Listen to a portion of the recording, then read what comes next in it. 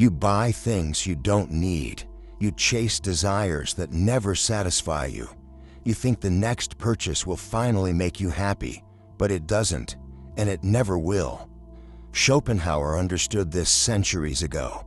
He saw through the illusion that most people spend their entire lives believing. The illusion that happiness comes from getting what you want. But here's the truth he discovered. Wanting itself is the problem. The act of desiring is what causes your suffering. And consumerism, it's built entirely on exploiting that suffering. It keeps you trapped in a cycle you don't even realize you're in. So the question is, are you ready to see the cage you've been living in?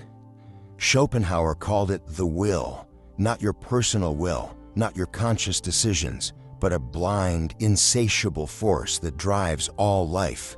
It's the engine behind every desire, every craving, every need you've ever felt, and it never stops.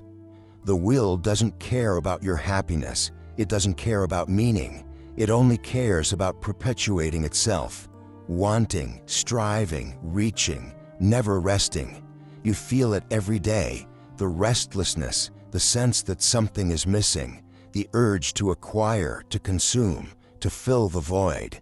But the void can't be filled, because the void isn't a lack of things, it's the nature of existence itself.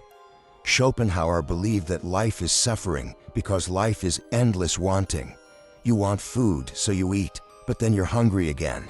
You want companionship, so you find it, but then you feel lonely again. You want success, so you achieve it, but then you want more.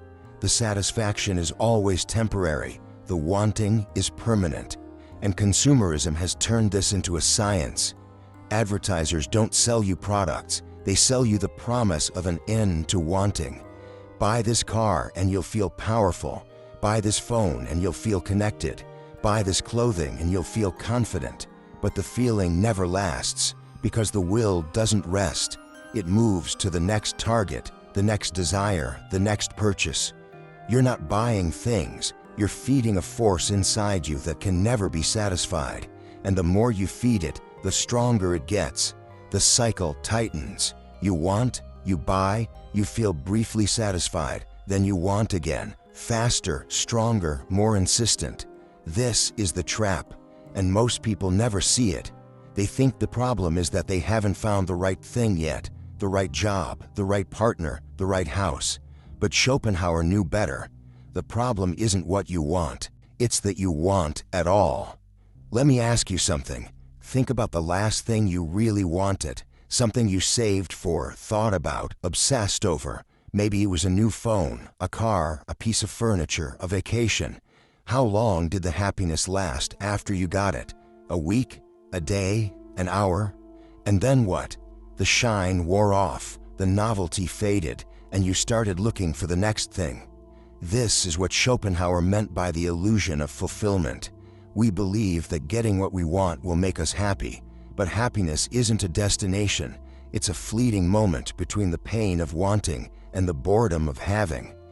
Schopenhauer described life as a pendulum swinging between suffering and boredom. When you don't have what you want, you suffer. When you get it, you're briefly satisfied. Then boredom sets in, and boredom is just another form of suffering. So you search for the next desire, the next distraction, the next thing to want, and the pendulum swings again. Consumerism has perfected this cycle. It creates artificial desires. It convinces you that you need things you never knew existed, that you're incomplete without them. And the moment you acquire them, it's already preparing the next desire for you. Scroll through your phone right now. How many ads do you see? How many products are being pushed into your awareness? They're not waiting for you to need something. They're creating the need. They're whispering to the will inside you. You deserve this. You need this. You'll be happier with this. But you won't, because the game is rigged. The goal isn't your happiness. The goal is your perpetual dissatisfaction, because a satisfied person stops buying, and a person who stops buying is useless to the system. So what do you think? Are you starting to see the pattern in your own life, or does this feel too uncomfortable to admit? Here's the paradox. You live in the most abundant era in human history.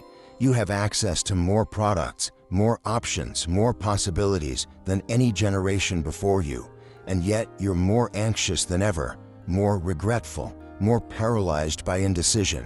Why? Because Schopenhauer understood something that modern psychology is only now confirming. More choice doesn't equal more freedom, it equals more suffering.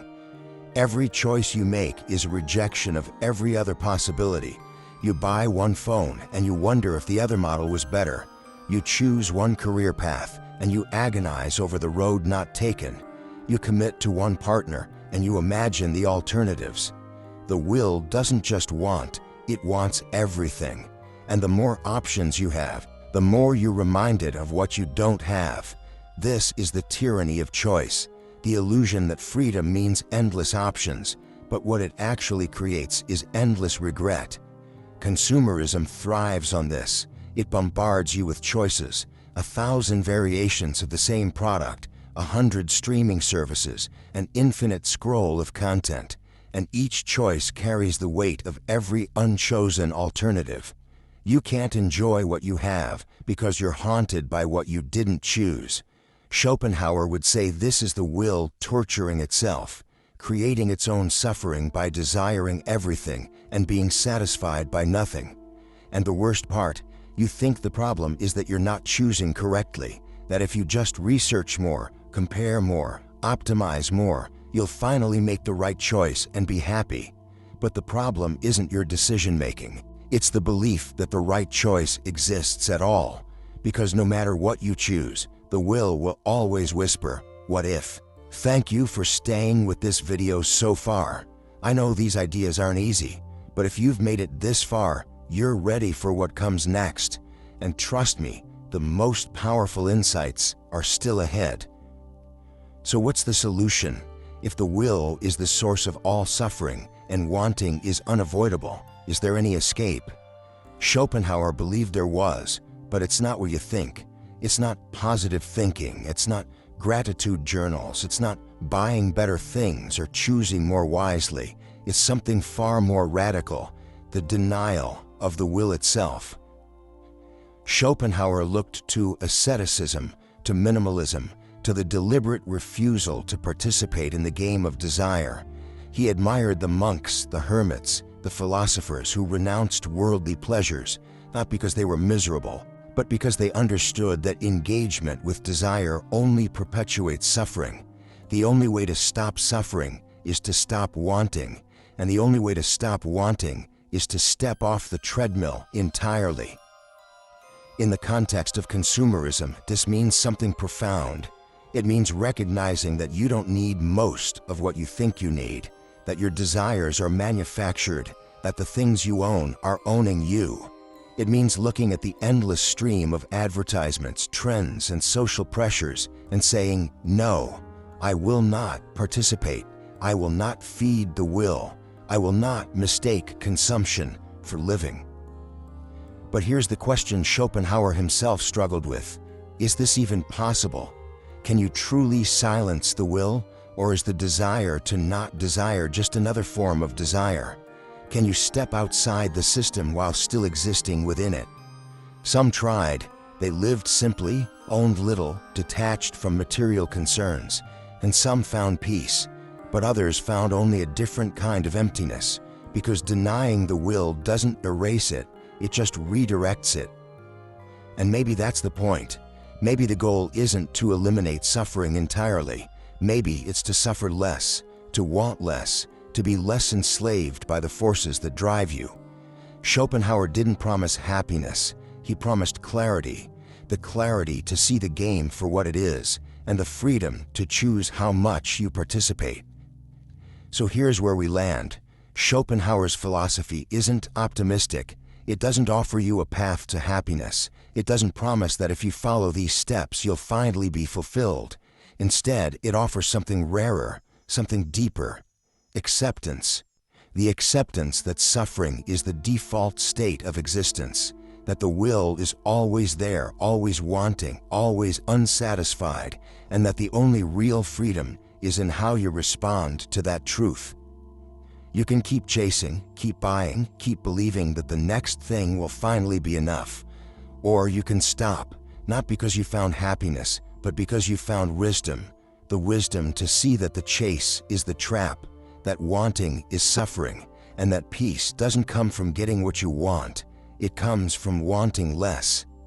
This is the quiet resignation Schopenhauer spoke of.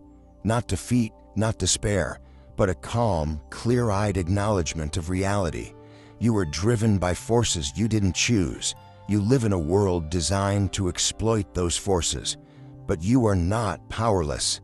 You can choose to see it, to understand it, and to live accordingly. Consumerism will keep selling you the dream that happiness is just one purchase away. But now you know better.